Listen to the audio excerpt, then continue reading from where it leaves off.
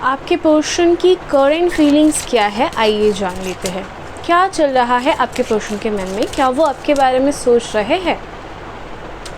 देखो, आपके पर्सन बहुत ज़्यादा अभी के टाइम पे अपने करियर पे फोकस करते हुए नज़र आ रहे हैं।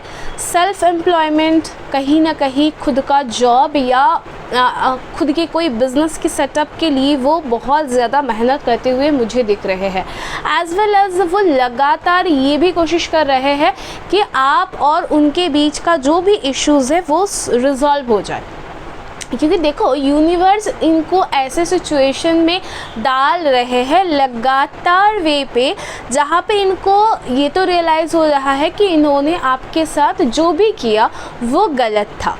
ठीक है, तो इनको अभी के टाइम पे अपने कर्मिक जो भी डेप्थ्स है उसके बारे में इनको जो है महसूस हो रहा है, रियलाइजेशन हो रहा है। लेकिन फ़ायदे क्या है मैम, वो कोई एक्शन तो नहीं ले रहे हैं।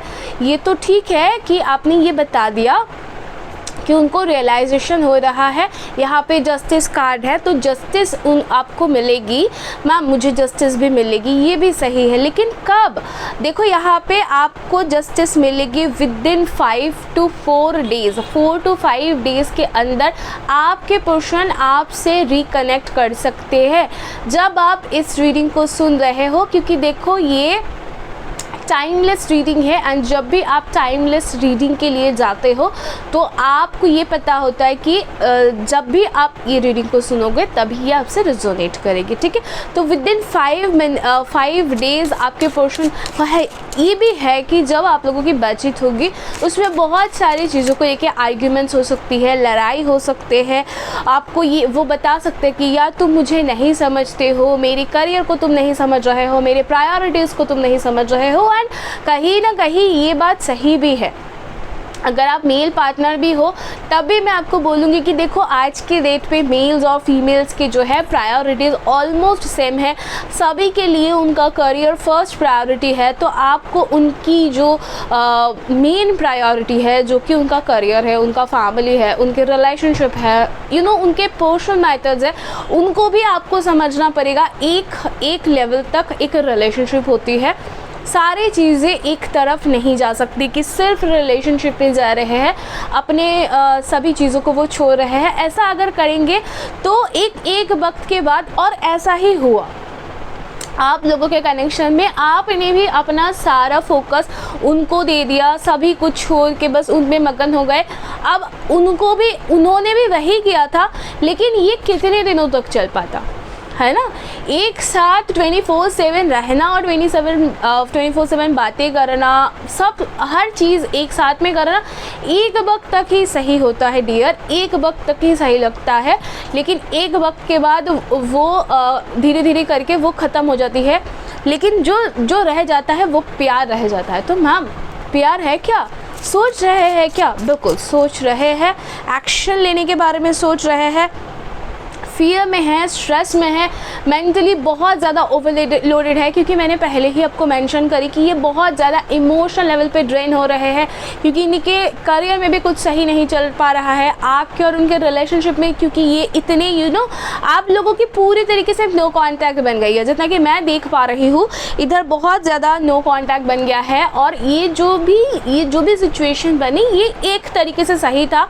आप दोनों को फिर दोनों के जो वर्थ है वो भी कहीं ना कहीं पता चली, और ये भी रियलाइजेशन हुआ कि आप दोनों एक दूसरे के अलावा, एक दूसरे को छोड़ के अलग बिल्कुल नहीं रह सकते हो।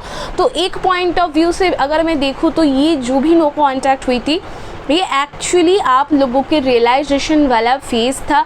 इसमें जस्टिस भी आया। तो मैम और सर जो भी इस रीडिंग को सुन रहे हो, जनरल रीडिंग है तो सभी ये सुन सकते हो। एक चीज़ जो है, प्यार थोड़ा सा दिखाओ, थोड़ा सा गुस्से को पीछे छोड़ दो, क्योंकि आपके पर्सन आपके पास आने से डर रहे हैं। क्योंकि जब लास्ट कन्वर्सेशन हुआ उसमें बहुत ज़्यादा एंगर उन्होंने शो कर दिया था, बहुत ज़्यादा इग्नोर उन्होंने आपको कर दिया था, आपसे बहुत ज़्यादा वो डिटैच हो गए थे। लेकिन अभी वो चाहते हैं चीज़ों को सही करना, लेकिन डर रहे हैं। उनके अंदर एक डर चल रहा है, अंदर ही अंदर ये डर उनको खाए जा रहा है कि कैसे सही होगी और सही होगी भी या नहीं। अभी से लेकर विद इन 6 मंथ्स फिर से आप लोगों के बीच में वो पहली वाली प्यार आ जाएगी। बहुत सारे लोग तो यहाँ पे यू नो लिव इन में भी रह रहे थे, and on a sudden note आप लोगों को यू नो सेपरेट होना पड़ा। सडनली आप लोगों की नो कांटेक्ट बन गई, सडनली वो आपको छोड़ के दूर चले गए। बाय द वे आप लोग वैसे बहुत ज़्यादातर लोग, मैं 100% नहीं बोल रही हूँ, लेकिन बहुत सारे लोग यहाँ पे लिव इन रिलेशनशिप में भी थे, एक साथ रह रहे थे, and on of a sudden उनको अलग होना पड़ा। तो ये जो है जो शिव और शक्ति की जो है उसमें सेपरेशन आ गई थी। मैम ये इतना पावरफुल एनर्जी है, शिव और शक्ति की एनर्जी आप बोल रहे हो? यस, शिव और शक्ति की एनर्जी मैं इसलिए बोल रही हूँ क्योंकि आप लोग जब आप इस इंसान को सोचते हो और इस इंसान के बारे में बात भी कर रहे हो, जब आप इस इंसान से रिलेटेड आप जब रीडिंग भी सुन रहे हो, तो आप मुस्कुरा रहे हो, खुश हो रहे हो, आप स्माइल कर रहे हो, आपको लग रहा है चलो होप कि दीदी आप जो भी बोल रहे हो ये हो जाएगा ना, रियूनियन हो जाएगी ना। For sure with in 6 months आप लोगों की रियूनियन होगी।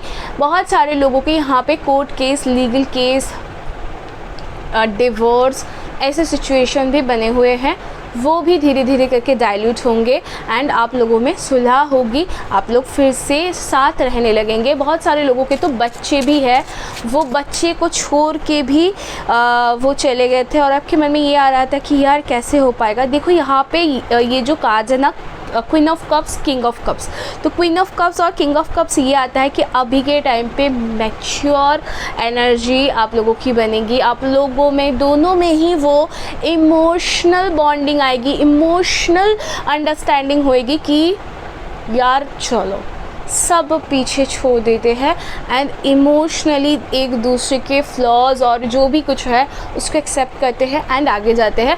एंड ये कनेक्शन जिनकी, बहुत सारे लोगों की तो मैरिज हो गई, बहुत सारे लोग, मैंने ये बोला कि लिव इन में रहते थे, और जो लोग नॉर्मल रिलेशनशिप में रहते थे उन लोगों की कमिंग 6 मंथ्स में मैरिज भी होगी।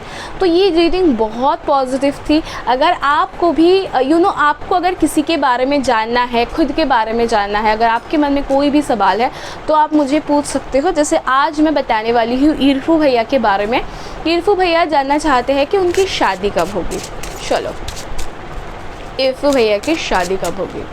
इरफू भैया बहुत ज़्यादा परेशान है एक्चुअल में इरफू भैया बहुत ही ज़्यादा परेशान है। इरफू भैया आने वाले 7 वीक्स के अंदर और नेक्स्ट ईयर अप्रैल के टाइम में भी, ये दोनों टाइमिंग अभी से लेकर विद इन 7 मंथ्स और कमिंग अप्रैल मंथ के बाद आपकी शादी के योग बन रहे हैं।